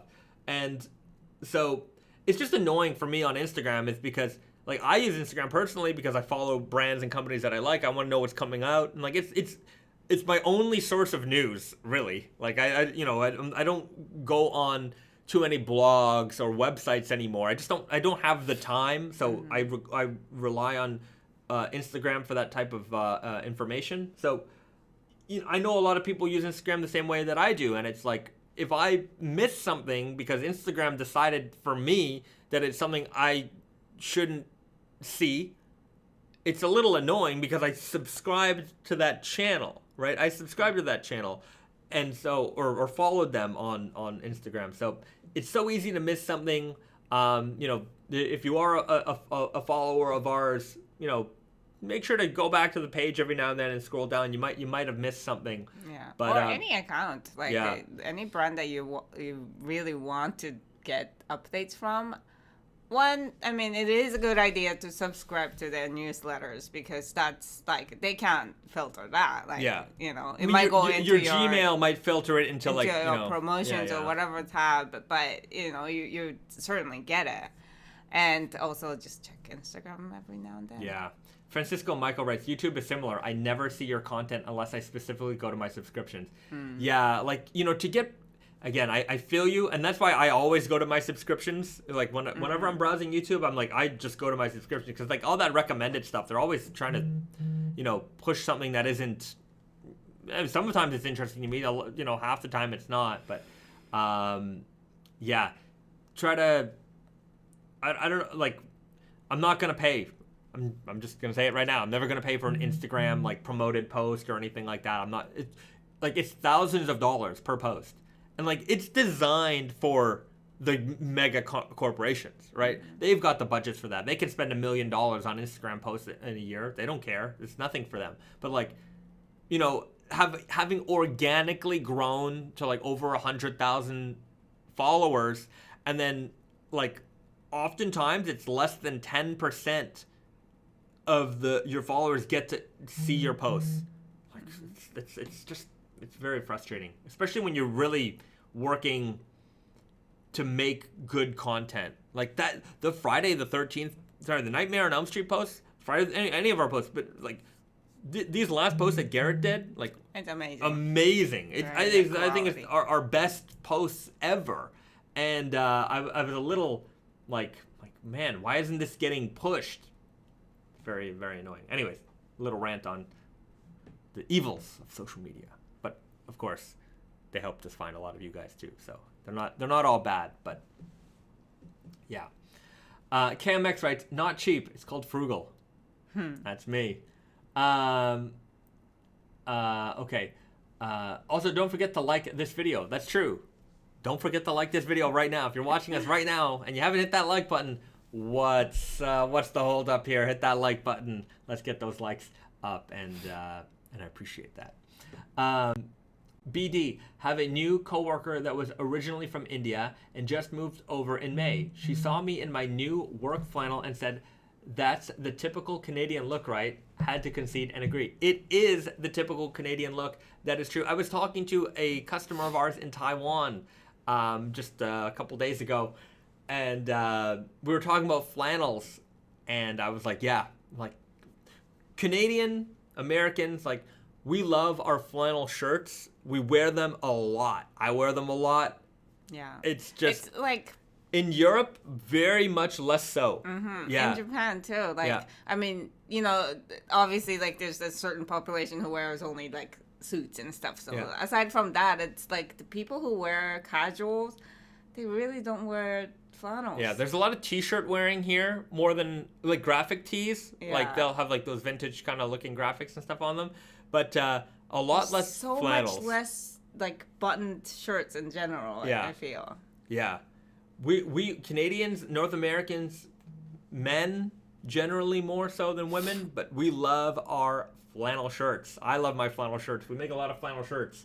I don't know. Yeah, I don't know why it doesn't. Like, you know, I was speaking to our customer in Taiwan, and in his store, he had this display of, like, Japanese style, European style, and North American style. Like, to show, like, the different ways that each kind of region wears their raw denim and, like, That's this kind of thing. And I thought it was neat because he really nailed it. And, yeah, it's... Yeah, North Americans, we love our flannels, that's for sure. And it's weird because sometimes, like, a lot of these, like, Japan and Europe, there's... Europe, I think, less so, but I think Japan, there's a lot of emulation of American style. And then, yeah, sometimes it's, like, it's not very flannel shirt driven. Which, Yeah, it's a trend. Yeah. Like, when everybody wears flannel shirts, I think that's a big thing. But, yeah, in general, this is really not abundant. Yeah. Mason Brando writes, will you restock those heavy Meltons? Coming in the fall. The 100% cotton heavy Meltons are coming back. So, yes. Stephen Lee, I wear flannels in the winter. Great for layering. Absolutely. Yes, absolutely. How, why don't you use double zips for your stuff? I don't know. Because we don't. I don't know. I rarely ever use a double zip. Yeah, like even on the ones that has it, like I never use it that way. Yeah, I don't have it zipped up just here. Like it's. I also don't see people do that either. Yeah. So. Yeah.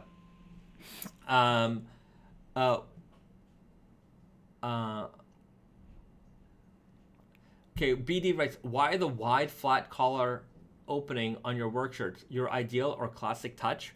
Why? I don't know if there was a why. I think when we were making our work shirts, it was all like we had a lot of our stuff is like vintage. Yeah. Like we have a vintage item that we like, and then we'll take details from this and that, and like we'll kind of put it together. But why? I don't know. I think it looks good the way it is. That's probably why. Like Carl Markowski, you know, he likes our work shirts a lot because they have like a nice. The collar is not so tight on the neck because it's flat out here, and I think it's more comfortable that way. I also wear it more like a jacket. Yeah. Right? That's I think more that's of a what jacket it is. collar. It looks nicer if you're gonna wear a t-shirt underneath and open it up and stuff like that. But you can also go all the way, you know. Yeah. Yeah. So. Yeah, you got options there. The Nick Lopocolo. I saw the IG post and knew the jeans were coming, but still thought that it was an ad for the film. Great job. Yeah. Garrett, boy, did he nail it. Like, this one is boy, impressive. did he nail that. It like, he showed me the inspiration photo and then like the photos he came up with, and it was like, yo, this looks like it's out of the movies. Yeah. And let me tell you something, by the way, guys, we didn't spend a whole lot of money. Like, just to talk about our frugalness, like that photo shoot didn't cost $1,000 or anything like that to do. Like, that was our building, our basement, you know, clever lighting, you know, our employees. Like, we didn't hire a model or anything like that. Like, you know, we're very, I'm going to say the word cheap because I like saying cheap, but like, we're not going to spend like crazy amounts of money to, you know, for an Instagram post. Because like, ultimately all these costs, they cost you, they cost the consumer. So we try to be as economical as possible when we come up with even our content. That looked so professional, and it was professional, don't get me wrong, but it looks like it cost thousands of dollars to produce that. That looked like that was a set and everything, and you know, no, that was the basement of our building. Our you know, It really does help that our building is old. very junky and old. Yeah, there's a lot of stuff everywhere. Yeah. So we've got all kinds of spaces throughout our building that can lend to like these photos for sure. So we are blessed in that respect, but it didn't cost us a hell of a lot of money. I mean, you would see that on maybe a bigger brand would have done something like that, and it would have cost tens of thousands of dollars, and they would have had the same outcome. Riley O'Brien, sorry if you answered already. Does the Flex Selvedge fade? I'm sure it does, but relative to natural indigo selvage, for example, yes, it will fade. And the reason why, I mean, anything that's rope dyed is gonna fade, and usually, like one of the some people ask like, oh, does stretch denim fade? And it's like, well, yes, because the warp yarn is 100% cotton and indigo, and like if you're worried about the stretch messing around with the ability of a fabric to fade, well, you don't have to worry about that on most stretch jeans because number one, the stretch is on the weft, so that's the undyed section already. The warp contains the indigo, so it's the same warp as like your 100% cotton jeans anyways, so there's nothing for you to really question about whether or not these jeans are going to fade. The Flex Selvedge is warp and weft stretch, right? Two-way stretch, but the stretch is the core of the yarn, right? So it's wrapped in cotton, and the cotton is rope dyed. Well, the yarn is rope dyed, but it's the cotton that absorbs the dye. But the only thing I would say is that, like, flex denim, for instance, it's not going to create the same kind of crease like the natural indigo selvage, because that one's, like, all starched up, very, crispy denim. So that the fade is going to be more blurred. It's not going to be high contrast. Yeah, not as sharp. Yeah. Those fade lines aren't going to be as sharp. You'll still get the fade lines, because as you wear your jeans, no matter what, you're going to have these wear patterns, and, those wear patterns are like your fingerprint. They're unique to you. So... they will fade. You just won't get that sharp fading, sharp fade lines. Okay. Jester J.E. Hey, when will we get a Power Rangers collab line? I would love to see 20-ounce denim that's got green cores with some Tommy Oliver Green Ranger details. Take my money, please. I wouldn't mind... like a Power Rangers. It's easy. Yeah, it makes sense. It's actually really easy because the colors are the yeah, here's my problem. It's too easy? Well, not to knock some of the Rangers, but like you really want like Red Ranger, Green Ranger, White Ranger. Like the other Rangers are great. I love them. But like in terms of like if we had to make a collection, like I would feel bad for leaving out certain colors, because they're not as popular, right? And yeah, that would be my problem there. I would like to do it. I wonder how we would be able to do it. Like, or what you do it is like you kind of do it all in one jean, like, and then you on the leather patch you would have like yeah, that might be Dragon okay. Megazord or something like that on there. Yeah. But yeah, that's something like. But it's like, say when we did even the Street Fighter jeans, like certain characters are more popular than the others. Sure, really, but right? even the popular characters, you couldn't do them all. Like there like I wanted to do Sagat, I wanted to do Dalsim. There was a lot of characters I wanted to do, and it's just there comes a point where you can't do everything. And like, which Power Rangers do you do? Like what, like original Mighty Morphin, like, or do we go back earlier to like Japanese like Super Sentai ones from before then, or like Power Rangers Turbo, Neo? I don't know. I haven't watched Power Rangers in like 20 years, but I thought they're like more than that. I mean, the people inside might be different, but like, are they all the same colors?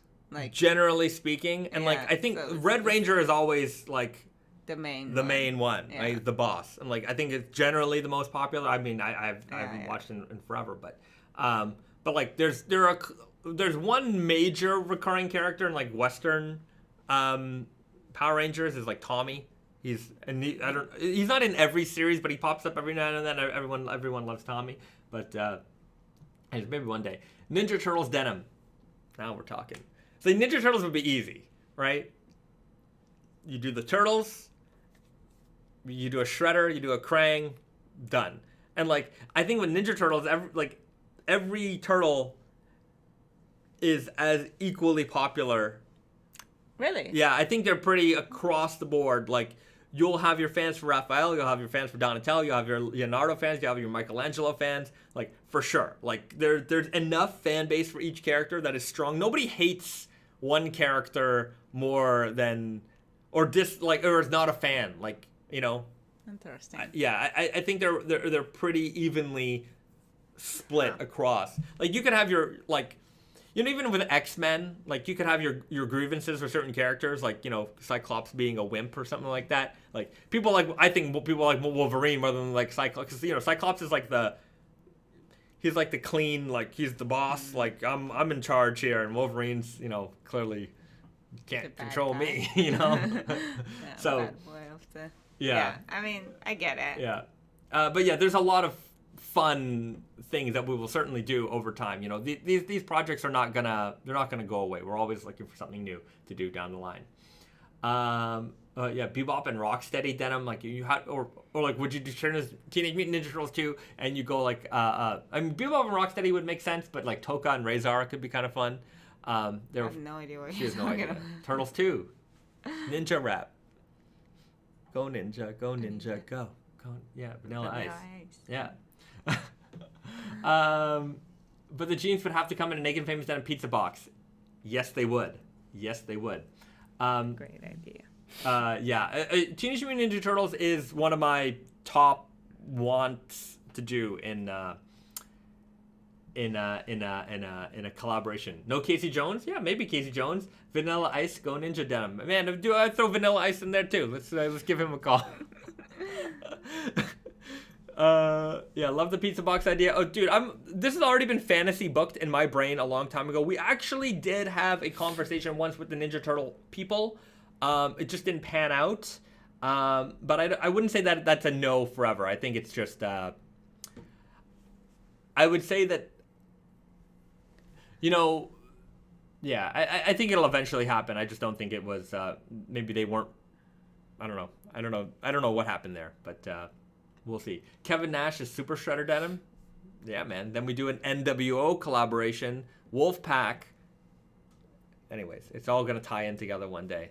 It's the Naked and Famous verse. Forget the you know, those other verses. It's going to be the Naked and Famous. Everything comes into denim at some point. Godzilla denim or Two on the Nose. I would love to do a Toho Godzilla series. That would be cool. You know what I would do for that? Different eras of Godzilla. Like you'd have the 80s Godzilla. You'd have like original Godzilla, Mecha Godzilla. Like it would be like 3 or 4 Godzillas. Mm-hmm. You know, I like would we do a monster? Maybe a monster or two. We'd have to see. King Ghidorah or Gigan. I like Gigan. Or Destroyer. Mothra. Yeah, Mothra, right? What would you do for Mothra jeans? I don't know, like a powdery. Yeah, it has to be powder touch. Oh, gross. Yeah. I'd be interested to see a natural indigo x black selvage. I like how indigo and black denim fades, but I really don't like the purplish tone it has. The mid blue tone would be a real nice look. I agree. I'm hunting for jeans at Manga Soku today. Dirk Diggler writes. Manga Soku. I don't know what that is. Manga Soku. Great name, Dirk Diggler. Great name. Boogie Nights. Nicholas B.O. Yeah, the old-fashioned movies were free on YouTube for a minute. Oh, interesting. I have the Criterion Godzilla collection. I think I'm going to go show that off because I like that collection. Give me a second. What year was the original Godzilla? Oh, after World War II, 1950 something probably? Like at a certain point it will become a public domain, right? I don't know how the laws work. 1954. Okay.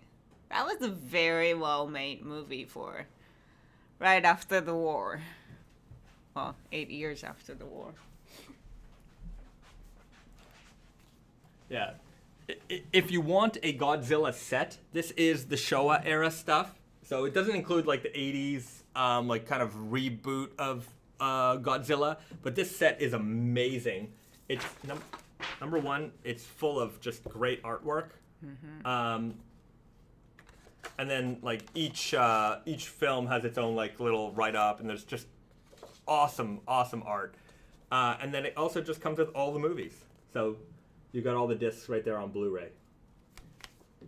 It's I think you can often find this on sale, but it's Criterion Collection Godzilla Showa era set. I would say the only problem is that this thing is huge, and it doesn't fit on your, if you collect DVDs or movies like we do, it doesn't fit on your shelf very nice. I've seen on the movie forums, some people have created their own little box art for this, and then you can just put it in a regular sized Blu-ray case, and then you can put that on your bookshelf. But yeah, this is But it's clearly meant for like, you know, a coffee table display. Yeah. It's very big. But yeah, Showa era films Godzilla Criterion Collection set. If you like Godzilla and you want some really neat artwork, that's the way to go. I think if we were to ever do a Godzilla set, I would have to reach out to some of these artists here and get them to do our pocket flashers or something, because like the artwork is so cool in this book. Yeah. Yeah. Anyway, little Godzilla talk. Coffee table book. That's right. Godzilla is huge, and he doesn't stay on the shelf. That's true. He doesn't stay on the shelf, but I would like him to be on the shelf. The Nick Low Piccolo writes, "How did Naked and Famous Denim start?" It's a good question. Let me take a drink here and get into that one. Once upon a time. Okay, so the start of Naked and Famous Denim started with Brandon's grandfather, actually. I mean, he was a concentration camp survivor of World War II, came to Canada, started a business, and he, interestingly enough, Brandon's grandfather was on Schindler's List. He was saved by that. So it's the history of Brandon's grandparents is insane. They went through tremendous hardship, but they made it to Canada. They started a business, and Brandon's grandfather went door to door. First, started going door to door, selling homemade, not homemade, but like things that you need for the home, like gloves and towels and linens and things like that in a suitcase, door to door. Hey, do you need stuff? And he went from that to starting his own business where he was selling this stuff as a company called the Beau Marché, which if you ever come to Naked in Montreal, the Naked and Famous Denim HQ, it's still the giant name on our building is Beau Marché. And some of the stories when I started Naked Famous Denim, actually he literally just passed away like a week into me being there. Like I went to his funeral, I never met him, but he had just passed away, and he was the kind of guy who he worked all the way to the end. So he just kind of built things up. So from selling gloves and aprons and things like that, okay, now I'm going to make other things that people need for their homes and work and life. And it was him and his wife. And one of the most interesting stories I thought, and it kind of is representative of Naked and Famous Denim as well, was when it was young, and it was him and his wife, and they were selling, all these things. They invested in a typewriter. Typewriter was very, very expensive at the time. They invested in a typewriter, and his wife would hand type out all the invoices and then send the bills out so that it would make the company look a lot more, bigger and more, established than they were. And it's like, it's kind of the same way with Naked and Famous Denim today. A lot of people think we're this huge, company, and we're not. We're still a very small, family-run organization. And so Brandon's grandfather got into making jeans, making workwear. Brandon's father got into the business, and Brandon's father is still in the business. And when it was Brandon's time to kind of enter the family business, he wanted to take things in a little bit of a different direction. Instead of kind of making, mass market, kind of items, he wanted to focus on making very, very high quality, premium product items. So he took his knowledge and understanding of jeans and workwear that has kind of been embedded in his family for decades, and he started Naked and Famous Denim. So when Brandon started, he didn't have any contacts in Japan. He didn't have any contacts in the fashion world at all. You know, he from his bedroom was calling up mills in Japan every day. Does somebody speak English? Does somebody speak English? And finally, he got on the phone with somebody. They sent him some fabric swatches through Brandon's contacts in the industry in Montreal, in Quebec with manufacturing. He was able to secure factories. Brandon's dad, family, they own the building that we operate out of. So we have a warehouse. So we have facilities and things like that. And Brandon, just like his grandfather, started going door to door, knocking on doors across Canada. Hey, I've got these great jeans. Would you like to see them? Would you like, to carry them in your store? Literally in a suitcase, going door to door. He got his big break at a trade show in New York, where he met with, by chance, he met with the buyers from Barney's New York. Barney's New York put in their first order, and they sold very, very well. And really, Barney's, especially at that time, was seen as like, that's the lighthouse. That if Barney's has got it, we gotta have it. And by Barney's carrying our stuff and a couple of other key American retailers carrying our stuff, it helped really establish us as like, hey, this is something, right? And there's the right mix of hard work, knowledge, and luck kind of put it all together, and we've been able to carry it forward ever since. I started with Brandon just after the first year of establishment, and Risa a couple more years into that. So like through our our own histories in denim, Risa was working in denim here in Japan. I was working for I was selling jeans in the store, so it was all the right mix of people, but a passion for denim. That's how it all started. It really started at the grandfather level, and it's just a torch that's been carried all the way through. So anyways, that's the short, long version of that answer. Yeah, it's been 14 years since the start now. Yeah, we're working on 15-year anniversary ideas, so that's coming. Okay. M. Sway, good evening, Bezad and Risa. Hope you are safe and well. We hope you are safe and well too. We're doing good out here. Czar of Mudkips, self-made man, Barney's R.I.P. Barney's R.I.P. They were a big supporter of ours for a lot of years. I still remember fondly going into those meetings in New York. Going into the Barney's office building. Like, we're at Barney's. I have to say the early days of Naked and Famous Denim were very... Because I was... like, Brandon didn't know anybody. I didn't know anybody. We didn't know nobody. We were just, And you're at Details Magazine. You're at GQ. You're meeting with these people. We're in these... on TV you might see it. I'm watching, shows like The Hills. And I forget one of the girls, they moved to New York. And they got all these high fashion jobs. And I had friends who I worked with who also, they things just seemed to be like working, I had friends who also ended up working at similar companies or the same companies, you're seeing on TV and you're working in the office and like, you're in New York fashion. Like, this is crazy. And like, here we are in the middle of it. Very, very exciting times back then. Venomous Teddy, I remember finding Naked and Famous for the first time at Normal in Ottawa more than 10 years ago. That's right, Normal Clothing. Yeah, we're it doesn't feel like that long ago. 10 years ago or the early days. Like, I still feel it's early days. We're still figuring stuff out. But yeah, like we're getting to 15-year anniversary. So that's a pretty big one. Crazy. A lot of denim brands don't make it that far. No, a lot of brands. Don't make it that far. How do you tie that knot in your hoodie? It's just a knot. A regular knot. I don't know the name of it. I don't know the name of it. It's just a regular knot with the two strings. Yeah. Yeah, I just, that's it.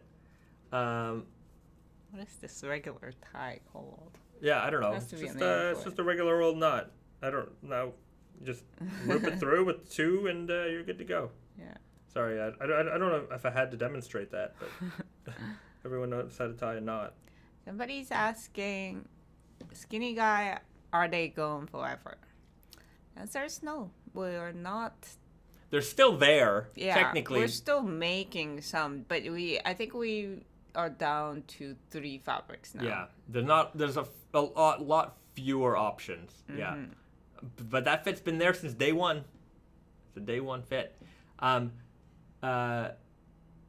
Jerkarld, I think I said that right.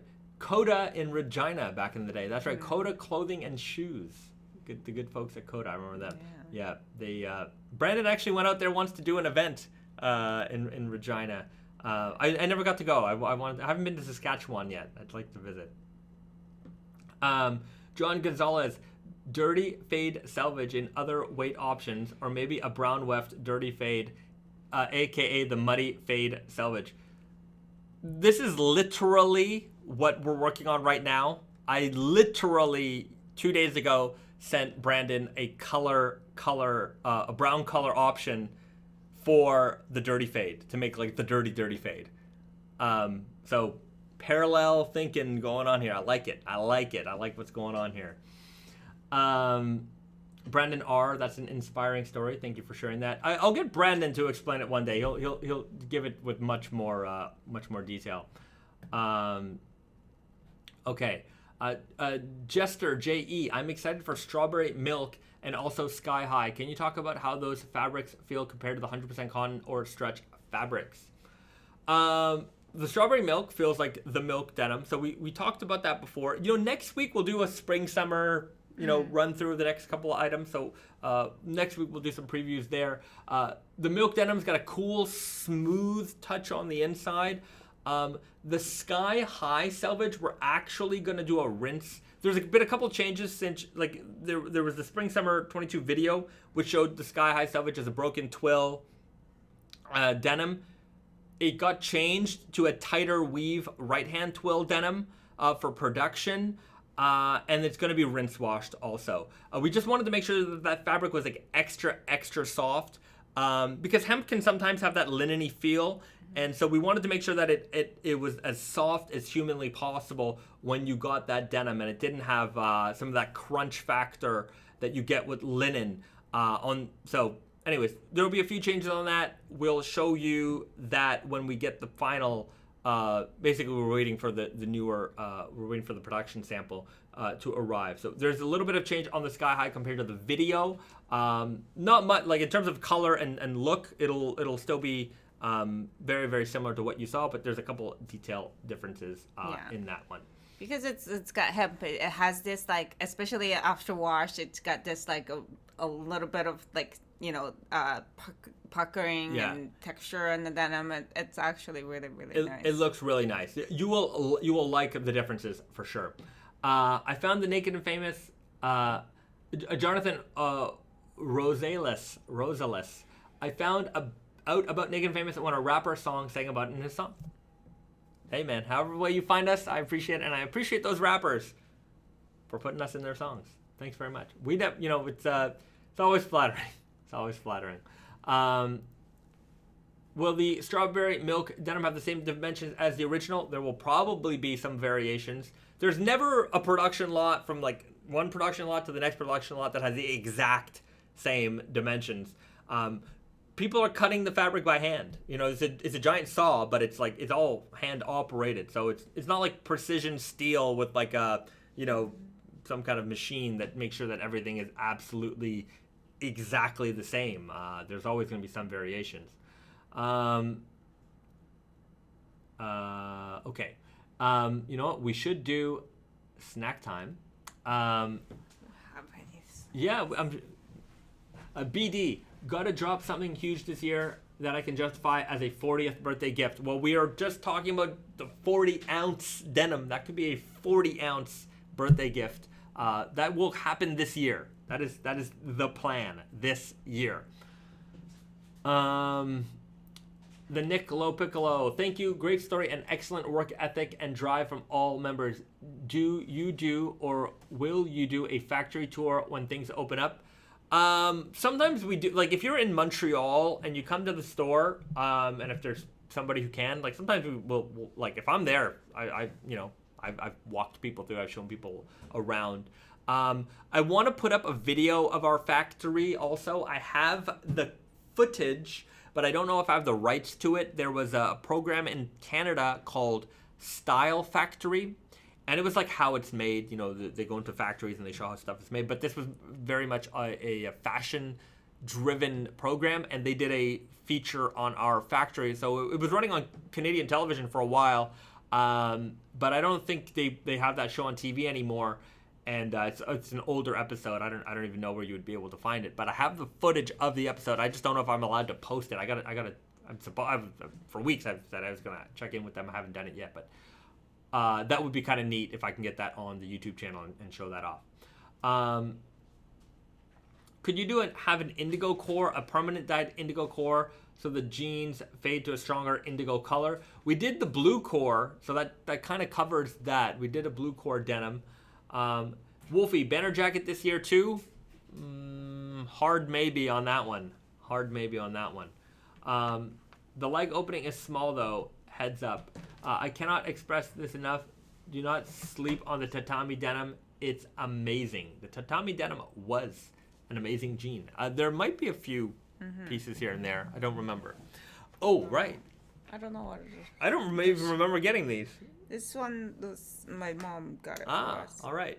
This could be interesting. Yeah. This one. Well, let the audience decide. We're going to go. So what do we got here? This one that we didn't do last week. Right. So this is like a Korean... Tortilla chips with Korean, chicken flavor. Yeah. Yum chicken.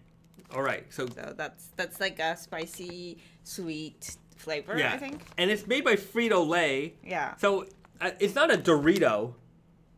Right. It's like a rounded Dorito. Yeah. But it does look like a Dorito. Yeah. Okay. And then we also have this one. So Saba is mackerel. Mackerel. Right? Yeah. So it's like a canned mackerel flavored pretzel stick. Yeah. So it's like a Pocky without the chocolate, but with a canned mackerel flavor. Yeah. So a fish flavored pretzel.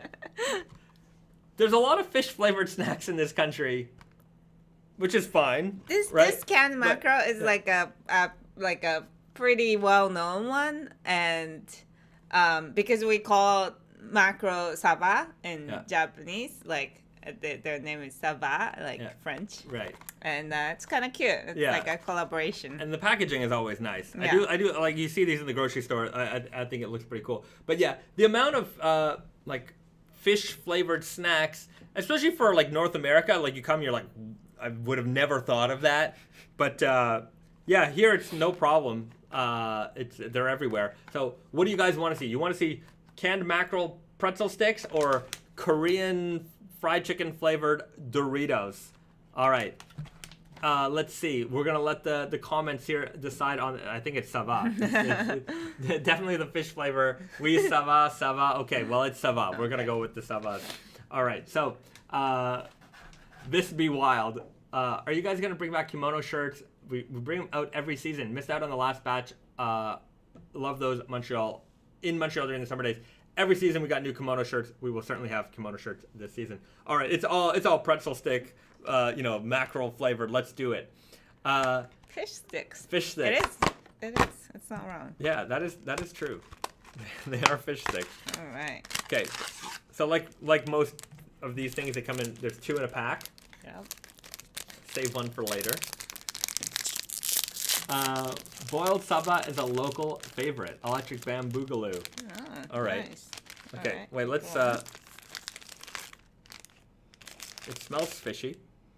Oh, it does smell fishy. Very fishy smelling. But it does also It smell... smells it's in oil. Yeah, right? But it's an olive oil. Yeah. It does have that like a... canned oiled fish. Yeah, it's like an Italian food flavor. Yeah, Yeah. Very salty. It tastes like exactly what you think this is going to taste like. A pretzel stick with that kind of, oiled canned fish flavor. I don't know. Like, I can appreciate this taste with, like, dinner. It is a weird snack, though. Yeah. But, like, it's not Japanesey to me. This is It's very Italian. Yeah. Yeah, this is a very Italian taste. BD, like Pocky, but fish? Yeah, and without the chocolate.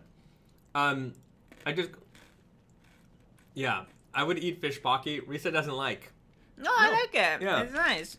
But it's not bad. It doesn't taste as much like fish as I thought it would. It just tastes like... So we have a snack called Pretz. And it's basically all the Pretz kind of end up tasting the same because the base is the same.